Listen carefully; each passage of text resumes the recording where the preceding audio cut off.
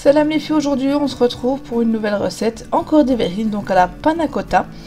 Donc vous aurez besoin de fèves tonka, de 2 sachets de sucre vanillé, du sucre semoule, feuilles de gélatine, j'en ai pris 2 mais 2,5 pardon, mais 2 ça suffit, du lait, de la crème liquide entière, et voilà, c'est parti pour la préparation.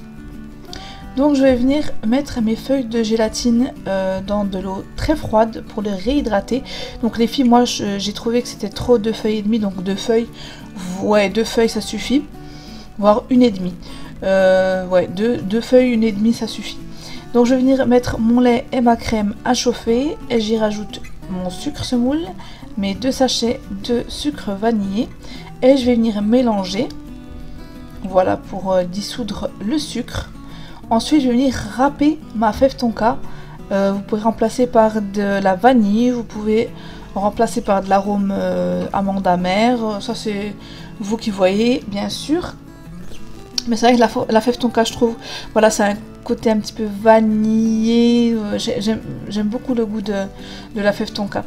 Donc, je vais venir mélanger la fève tonka avec le mélange de lait, crème et sucre. Et je vais laisser, voilà, porter à ébullition, et dès que c'est à ébullition, j'éteins le feu et je vais laisser infuser 20 minutes, une demi-heure. Vraiment, plus vous laissez infuser, mieux il y aura le goût de la fève tonka. Ensuite, je vais les mettre dans des verrines. Pareil, si vous n'avez pas de verrines, vous pouvez les mettre dans des verres ou dans des ramequins, il n'y a aucun souci. Donc, je vais venir les mettre dans un plateau et ensuite les mettre au frigo, les filles, pareil, toute une nuit l'idéal, ou sinon 3 heures minimum. Donc je vais venir faire le coulis. Donc j'avais des coulis de framboises surgelées, donc j'avais pris 2, mais 3 c'est mieux. Voilà, avec les quantités là, 3 petits paquets comme ça, je les achète au Leclerc. Et une feuille de gélatine. Donc les filles, j'ai trouvé que c'était un petit peu trop gélatineux.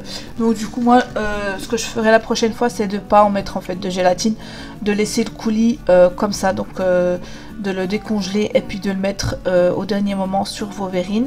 Après, pour celles qui aiment quand c'est un peu plus gélatineux, qu'elles mettent de la gélatine. Donc je rappelle que c'est de la gélatine halal, les filles. Donc voilà. Voilà, donc vous rajoutez votre gélatine et vous mélangez pour que la gélatine fonde à l'intérieur de votre coulis. Moi, comme je vous ai dit, la prochaine fois quand je vais en refaire, je trouve que, après c'est mon choix personnel, je préfère que ce soit pas avec de la gélatine. Donc vous voyez, les verrines sont froides, tout simplement, elles ont bien pris. Et bien prise plutôt, et je vais venir ajouter du coup mon coulis de framboise. Vous pouvez remplacer avec du coulis de fraise, du coulis de mangue, fruits de la passion, vraiment ce que vous voulez, et je vais les remettre au frais 2 à 3 heures pareil minimum, même 3 heures ça suffit largement même.